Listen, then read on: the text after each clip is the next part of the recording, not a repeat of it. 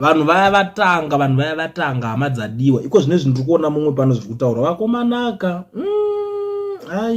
vanhu varezanu pe zvivindi zvindikushati vanozvihodha kupi zvivindi chazvikuzvihodha ka handisi kutonyazoziva kuti hose uri kuvahodhesera zvivindi inonzi kudii muri yeZimbabwe nyaya iri panapa yakaoma garawo like this video tionesane nhasi vanofanira kuboikana like this video kuti vaboikane ona nyaya iri panapa yakamereka leso inyaya iri kubudiswa nevanhu veZANU-PF Nicky Mangwana ndenyatsouya akati point Triple C representative at the 2023 post-election review conference, Honorable Charles Moyo says that his party was happy with the entire process.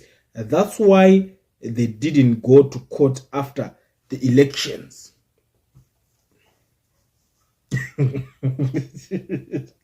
Atatuseko nomboverdanda kambozvibata motira zvibata amanaka legitimacy echinchi hazvina basa they are so desperate kuti vave endorsed and the funny thing chakuitika ndechekuti this kana zviri zvoalready this young boy ndatomutarisa this young man zvaari kutaura izvezvi ndamuona zvangu ye mukomana wechidiki this young man zvaari kutaura zvese izvozvi it's just that musazotaura zvokuti anogona kunge ari muhombe kwandiri paage papfungwa dzakaita diki anenge atoo young man handiti ndizvozvo saka zvaari kutaura izvozvi ke I don't think kuti anonyatsoziva kuti election chacho chii I don't think so handifungidzira kuti munhu anoziva election kana ndakaona mukapiska video kacho link ndatoisa apa unobva wanyatsoona ipapa it's just that nangu I can't play that video panapa because mukuona munhu aritaurawo anenge akatomirira ngoti kuliye ndikangori player chesitoda kubatira ipapo manje ndovanda kuziva kuti handiswita izvozvo saka mukuona zvangachitaura zvisanzi ayo election race rakaitwa iri isusu hatina kuenda kucourt kunori challenge because tanga tiri happy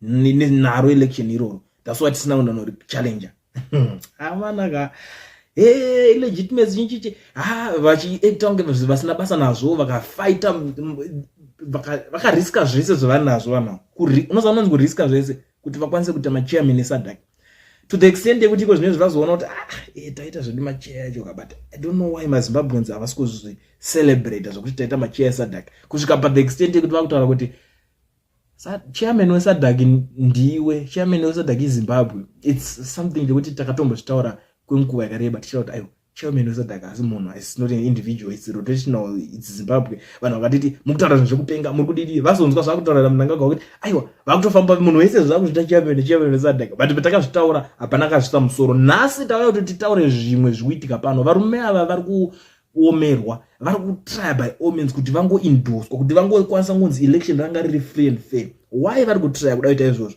vanonyatsozviziva kuti pakanzi masanctions emuZimbabwe ari kunyatsonetsa kuti anzi apere kana kuti abviswe pari kanzi vanofanira kuita free fair and incredible elections ndozvavanenge vachida kufanira kunge vachiita free fair incredible election simple ndochete saka iko zvine zvavanonyatsoti alright chamisa akabudawo saka ava vasara ava ngavaiti by all means ngavatry zvese by all means kuti vatry kana kungoindosa kuita sei kuti vakanzore nyaya dzese kuchema kwese kwava kune vanhu I don't know kuti vanhu ava vazhinji ava vakanyatsovhoterwa nani vakasara vacho Triple C kwachiko azoti party kuti inge yakadyarwa ende chamisa akazviona akati my we anava aiwa akazongoza aiwa don't take it personal don't use emotional don't be emotional gg achizizazvawo kuti vari kudigirira aiwa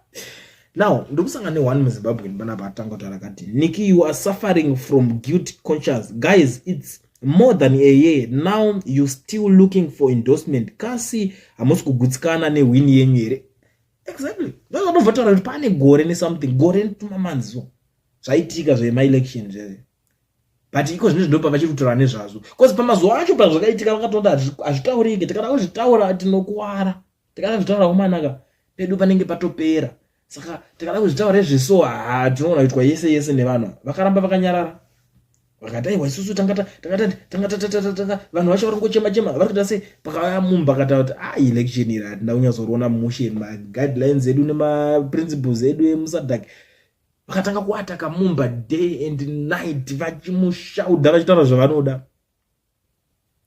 kozi sisi takangoti pamwe hazvina basa kazvese zvimwe zvisi kutaura izvi vamachea eSADC kwakubudikira kwa munhu from nowhere. Andambobvira ndakamuona munhu face yake ini kana kuti ndinzi ndakasangana nayo pachinzi pari kuitwa election. I don't know. I don't remember. Anditoizive face iyoyo kuti chii chakadaro ichocho. Enda vanhu vari fani munombozviziva. Aiwa maZimbabwenzi ndo vanhu vari fani. Ndavhunduka. Izvi zotovhundutsa. Hakuna usingavhunduka une zvamene unoda kuzovhunduka nechii. Apa ndavhunduka apa guys. Aiwa. Mwari kuti aiwa vanhu venyu vamunenge mapa mari avo ndivo vamunenge muchida kuti tivateerere. Nonsense. Koza anozouya mangwana uchida kuzviita leader wani. Ndo pamwe pari kufa politics dzemuZimbabwe. Ndo pamwe pari kufa ma-opposition parties. Vamwe vanhu havasi kuzoziva kuti politics is not about kungonzi nhasi wapuwa mari kana kuti waita sei. I understand kuti vanhu vari kubva kuma-background akaomarara. Vese vane ma-background ekutoti ane nharo. Ekutoti iye ndiye anenge akutotanga kutoonekera akatongotanga kupinda mupolitics akutombotanga kusangana netumukana.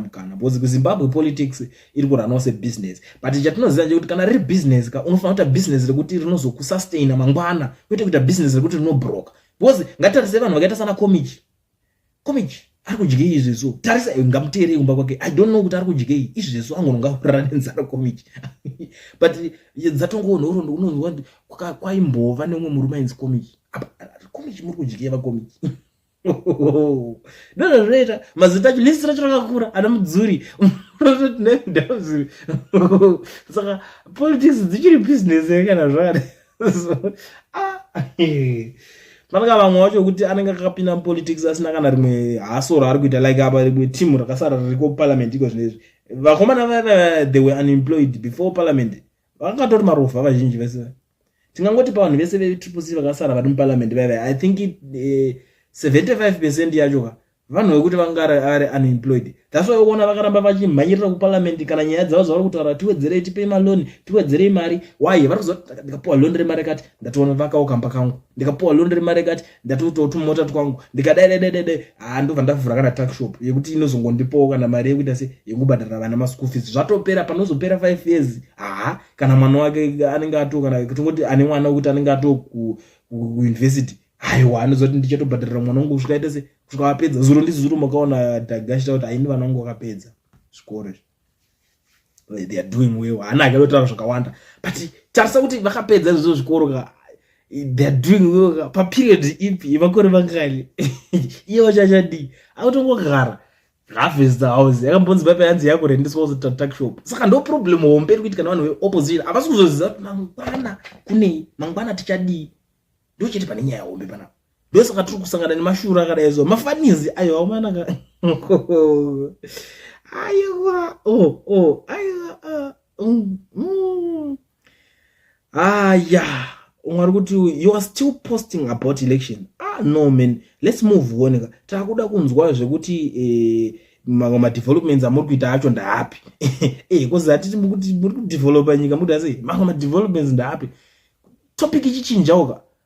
Because zvanyanya is old fashioned. Election yakaitwa kudhara hatitarisire kunzwa nyaya dzeelection nguva inei. Kuti kuda kuti notsvaga jezi kuti mubelieve maZimbabweans kuti makawina. Hati imimi zvichada kumboudzwa vanhu kuti muchabelieve kuti tisi takawina. Hazvisina musoro kuona muchiri kutaura zvinhu zvakadaro. Because imimi makatobuda kudhara makati tawina isusu. Chero makasataura chero dai makaramba makanyarara but zvingooneka kuti makatoita inauguration makatopinda makatese. Makutotonga muri kutonga. I don't know, maybe these guys they are not convinced kuti vari kutonga.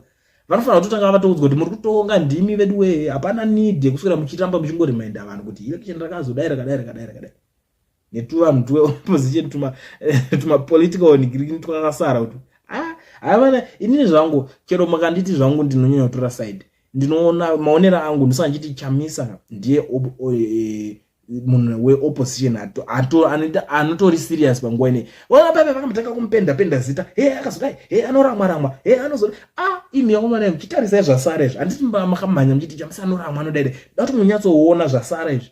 Ndo vanhu vacho variko vari kutaura kuti election rari right hatina kuenda norichallenge kucourt. And it's not first time kunzwa shoko rakadai so. Shoko ndakatanga ndarinzwa nachaba angu inini achitaura ari kuSADC kwekwe. Makaona pakati meeting yeSADC pepe. Aibuda achitaura achiti aiwa isusu nyaya ichinja amene mubvunzo yanga bvunzwa nomujournalist akati aiwa ma election ana kuchallenge kwa aya. Hatina kuchallenge ama election party yedu isusu kureva kuti hapana problem. Dai takati neningiri takapuwa mukana asati ndakwenda kukoti kuno challenge. Ndoso.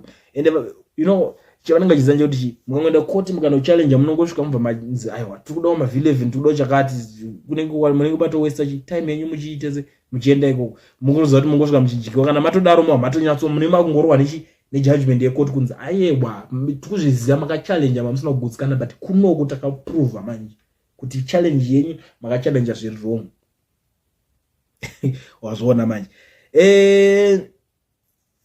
mumwe ari kubuda panapa ndikuona vanhu vazhinji vari kutrai ningina ndikumbotirai kujambira vamwe kuti Nikki, a year after unverified totals without ZEC publishing polling station returns for all to see the lack of shame among my African people is disheartening. We tell ourselves big lies and believe them. Izvozvo ndizvozvo chaizvo propaganda dzenyu dzomakutaura mabva matrai kuda unodzibhiliva. Uye zvakafanira kuti ukurunga poison kuda uchinoseta zvinhu zvako poison wobva wada kuitesta iwe. Hazvimeke sense. Kana kutogadzira chikirimbano unoruwa unobata makonzo echikirimbano unomboisa ruoko rwako papo. Ndozvo zviripo makudya manyepo enyu. Saka kuti ngatibhilivise vanhu vevesa. But vanhu havasi kuzvibhiliva uzaona vazviteerera maZimbabweans baba asi vanhu vekuti munoitira zvekudrowa. Amene kana iwe uchidroweka zvako uri muZimbabwe na but vazhinji vandoziva maZimbabwe havasi vekuti unogara une sipenso uchidrowa. Mwari kuti did Chamisa, who was the presidential candidate for Triple C, put his signature as a confirmation that the final results were correct? If not, then this ZANU-PF broad clown is talking nonsense. Chamisa kuita sei? Makambona achisa signature bazvinhu zvakadaro izvo. Togara taura kuti election rakaita seiro ripi election racho muta zvira ndiye akatotanga tobuda achita ana hostile zoita image yatikuda isusu fresh election ngomana izvi zvaitwa izvi mawana vanhu veZimbabwe ameno zvamaifunga panguva yacho kana ameno maZimbabweans ndo zvamungori asi kuti vanhu mungango manyira nekublemwa but ameno zvamanga muri panguva yacho saka zvakazongoendawo nepamwe zvakazonyanya yacho kazongonyararwa Mwari kuti and what SADC did to the report said is he happy with other stations without ballot papers? This is why our currency is failing to stabilize because we believe in our own lies. Hey, havana vari kudya manyepo propaganda. Mwari kuti SADC delegates and other observer mission yet a different perspective. Nick, legitimacy will always hound your boss. Zig is doing wonders. Until next election, you will have to battle with a protest vote based on the performances of the economy. Aiwa pakaipa. Nick, you can okay. Nick, can you compare the way Zim election are conducted with the South African election board? ZEC is an extension of ZANU-PF. Ukatona kutara kuti Zimbabwean election, South African election, it's something you have to mention on one line. Most fans mention on mamma line, not one line. One line most Tonyara, guys, Tonyara. One good Aiwa. This is Chabangu's puppet. You are doing a disservice to your pure opposition. They will not get a single seat next election. Don't you have think things amongst the intelligence? The next seat, guys, vano ava ivo pachavo vanotori vatengesi vari serious. Inini ndakazvitarisa zvangu. I understand kuti vamwe mundiranza vafana kudedza mamwe mazita uchitaura that way. But ini pacho katinenge tichitori vanhu vekuti tinofanira kunyatso expressa zvinhu zviripo paground. Tofanira kunyatsoonesa kuti vadzokere mukamo vanhu vatengesi vari serious panonetsa. Waziva vakati tingasiya parliament. Ona matangiro akaita zvinhu. Ini hangu ndakanyatsoona matengero avakanyatsoita. I can't say vanhu ava vakatengwa right. But tikuti vanhu ava vakazvitengesa vega. Tosoka chinzi vatengesa havana kutengwa kunzi kuno offer price. Vakanozvitengesa waye vakangoti tinotoramba tiri muparliament. Ndope vakatotangira ipapo because ivo vakazoti vakaziva kuti vari jobless. Havana mabasa. Saka parliament yatochi kwatokumabasa. Vatowana source of income. ndo maskills survival kosi mabasa anonetsa muZimbabwe. Saka vakatoti tatowana mabasa ipapo parliament imomo ndo vavabatirwa muparliament imomo. Saka zvese zvavakuita after because unozoti pakatanga kungorohwa mwana wese neriko angana muzvikona so vanhu vanotondora seaiziwe vanhu vanenge vakutopinda chando kuverenga rice cheko cheko kuti pashata panapa. Saka ndo zvinhu zvakanyatsoitika ipapo vakanyatsoona amahwana pazvakangodaro chete dakwas ko hazvazvichadi. Saka ndo nyaya hombe dziri kunetsa panapa hama dzadiwa dzandangoti ndiwe nadzo ndichingokuonesai. Mwari kuti how many votes did ED Ghana on election ko road yeBedbridge makazodii zvenyu pane kungohumana muchingotudza nyaya dzisina nebasa imi propaganda dzawo dzimukatobvunza dzese munoona kutowedzerwa ipapo. But anyway nyaya iripo ndo iri kupisa hama dzadiwa. Ndangoti darike panapo because inini ndotanga kutonzwa energy ndakatonzwa nyaya yakadai so ndoswinywa hachironda muchero ndichirwara ndikakonzwa nyaya dzakadai so dzakuti ndotokatomo ndotosumuka ndobva ndatoita simba ipapo. Kana ndachida kurwara ndichirwara ndobva ndatopora. Ndo nyaya yacho ndostruggle. Anyway amen munoona senyaya yauyo ari kutaura munhu weopposition ari kutosvita munhu weopposition ari kuti zvinhu maelection anga aribo hanzi ndosaka tisina kuenda nomachallenger kukoti. Party yedu yanga iri happy with ma elections, ma results akabuda. Munoionawo senyaya iripo hama dzadiwa.